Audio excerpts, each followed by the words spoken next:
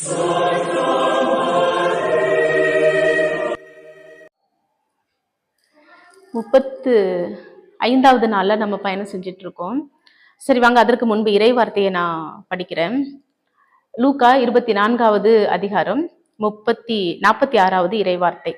தந்தையே, உம் கையில் என் உயிரை ஒப்படைக்கிறேன் என்று இயேசு உரத்த குரலில் கூறி உயிர் துறந்தார். உலகத்திலேயே ஒரு சிறந்த ஜெபம் எது அப்படின்னா இந்த ஜெபம் தான். ஓகே, இந்த best prayer in the world. அதாவது என்னால் ஒன்றுமே முடியாது அப்படின்ற ஒரு நேரத்தில் நான் டோட்டலாக என்னை நான் உனக்கு கையளிக்கிறேன் ஆண்டவரே அப்படின்னு சொல்கிறது தான் ஒரு சிறந்த ஜெபம். இது உயிர் போகின்ற நேரத்தில் தான் நம்ம சொல்லணும் அப்படின்றது இல்லை. என்னோட ஆவியை நான் ஒப்படைக்கிறேன், என்னோட ஸ்பிரிட்டை நான் கொடுக்குறேன் அப்படின்றது இல்லை. கஷ்ட நஷ்டம் நம்ம லைஃப்பில் இருக்கின்ற பொழுது நம்மளால எதுவுமே முடியாது, ஆண்டவராக பார்த்தா நமக்கு விடுதலை தரணும் அப்படின்னு நம்ம நினச்சி நம்ம நம்மை முற்றிலுமாக மனம் உவந்து கையளிக்கின்ற ஒரு சிறந்த ஜெபம் தான் இந்த ஜெபம். சரிங்களா? இது ஆண்டவர் அவரோட உயிர் பிரிகின்ற தருணத்துல சொன்னாரு. ஆனா நான் உங்களுக்கு ஒரு அட்வைஸா சொல்றேன்.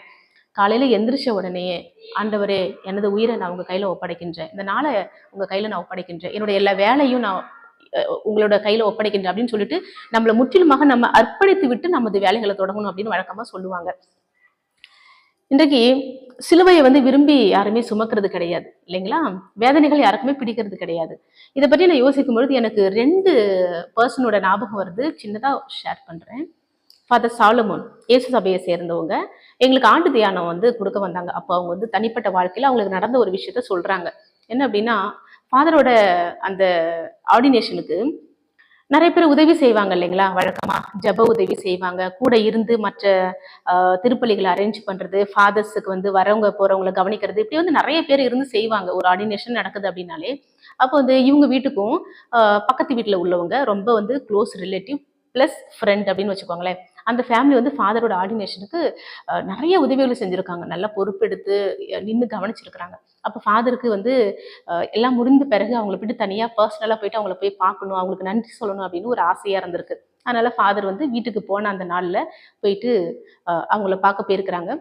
பேசிக்கிட்டு இருக்கும்போது ரொம்ப தேங்க்லாம் பண்ணியிருக்கிறாங்க. நிறையா நீங்கள் எனக்கு செஞ்சீங்க, ரொம்ப நன்றி அப்படின்னு சொல்லிட்டு கடைசியாக என்னோட ஞாபகமா இந்த ஒரு சின்ன கிஃப்டை வச்சுக்கோங்க அப்படின்னு சொல்லிட்டு அந்த சின்ன கிஃப்டை எடுத்து கொடுத்துருக்குறாரு.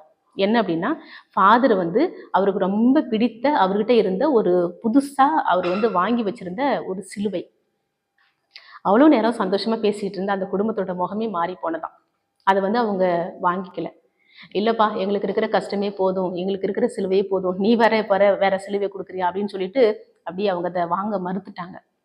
இன்னொரு விஷயம், என்னோட சகோதரி, என்னோட சபையில உள்ள என்னோட சிஸ்டர், சபையில உள்ள ஒரு சகோதரின்னு சொல்றதை விட என்னோட தனிப்பட்ட வாழ்க்கையில எனக்கு ரொம்ப பிடித்தவங்க, நிறைய ஒரு நல்ல பண்புகள் மதிப்பீடுகள் கொண்ட ஒரு அருட்சகோதரி, நல்ல திறமைகள் வாய்ந்தவங்க அப்படின்னு சொல்றதையும் தாண்டி தனிப்பட்ட வாழ்க்கையில எனக்கு நான் இந்த நற்செய்தி பணியை செய்யறதுக்கு, என்னோட திறமைகளை நான் பயன்படுத்துறதுக்கு, என்னோட இந்த நற்செய்தி பரப்பு பணியில எனக்கு அதிகமா தனிப்பட்ட வகையில என்னை ஊக்கப்படுத்தினவங்க, தொடக்கத்துல இருந்தே என்னை ஊக்கப்படுத்தி ஒரு சகோதரின்னு அவங்களை நான் சொல்லுவேன். சிஸ்டர் தீபிகா சிஸ்டர் இடையில உடம்பு முடியாம இருந்தாங்க.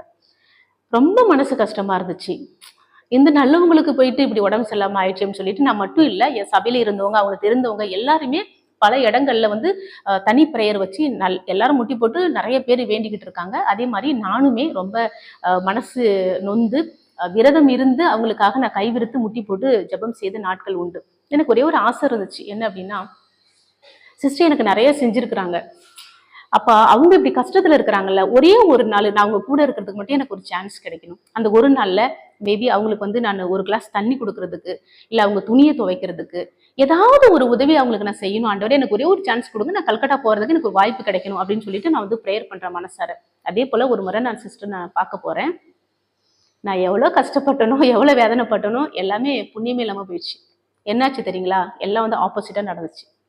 அவ்வளோ கஷ்டத்தோட சிஸ்டர் இப்படி ஆயிட்டீங்களே, கட்டி பிடிச்சிட்டு சிஸ்டர் போயிட்டு அழணும் அப்படிலாம் சொல்லிட்டு நினைச்சிட்டு போனா, உள்ள போனா அவங்களோட அந்த சிரித்த முகம், அவங்களோட அந்த பாசிட்டிவ் எனர்ஜி, அவங்க பேசின பேச்சு, அவங்க மேக் பண்ண அந்த ஜோக்கு, இதெல்லாம் அவங்கள்ட்ட இருந்த அந்த அது அவங்கள்ட்ட ஒரு அந்த ஒரு சிக்னஸ் இருக்கு அப்படின்றதே மறந்து போயிடுச்சு எல்லாருக்குமே.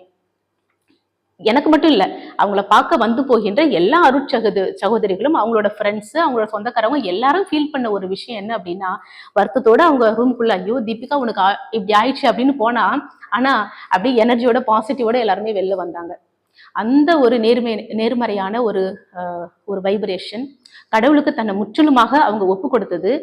எனக்கு வந்த துன்பத்தை நான் தான் சுமக்கணும், எனக்கு வந்துடுச்சு உடம்பு சரியில்லை, எனக்கு நான் தான் ஏத்துக்கணும். ஆனா இந்த ஆண்டவரை நான் ஒரு நாளும் நான் வந்து சபிக்க மாட்டேன். ஆண்டவர் என் கூட இருக்கிறாரு, என்ன அதிகமா அன்பு செய்யறதுனாலதான் ஏசப்பா வந்து எனக்கு இந்த ஒரு கஷ்டத்தை கொடுத்தாரு, இந்த நோயை கொடுத்தாரு அப்படின்னு சொல்லிட்டு அவங்க ஏற்றுக்கொண்ட அந்த ஒரு பாங்கு, அதனால நிச்சயமா அவங்க வந்து அப்படியே பரிபூரணமா சுகமாயிட்டாங்க. இது அவங்க நம்பின ஒரு விஷயம். சபையில நாங்க எல்லாருமே நம்பணும். இவ்வளவு பாசிட்டிவா அவங்க இருக்கிறாங்க, கடவுளோட துணை அவங்ககிட்ட இருக்கு, நிச்சயமா வந்து சுகமாயிடுவாங்க அப்படின்னு நாங்க எல்லாருமே நினைச்சோம். நிச்சயமாக விதின் அ மந்த் சிஸ்டர் வந்து நல்லாயி வந்துட்டாங்க. கடவுளுக்கு ரொம்ப ரொம்ப நன்றி. இன்றைக்கு நான் ஏன் சொல்றேன் அப்படின்னா, யாருமே கஷ்டங்களை விரும்புறது இல்ல, கடன்கள் நஷ்டங்கள் எதையுமே யாருமே விரும்புறது இல்லை. எல்லாமே நம்ம வாழ்க்கையில வந்து ரொம்ப பிளசண்டா இருந்தா நமக்கு சந்தோஷமா இருக்கும் இல்லைங்களா, யாரா இருந்தாலுமே.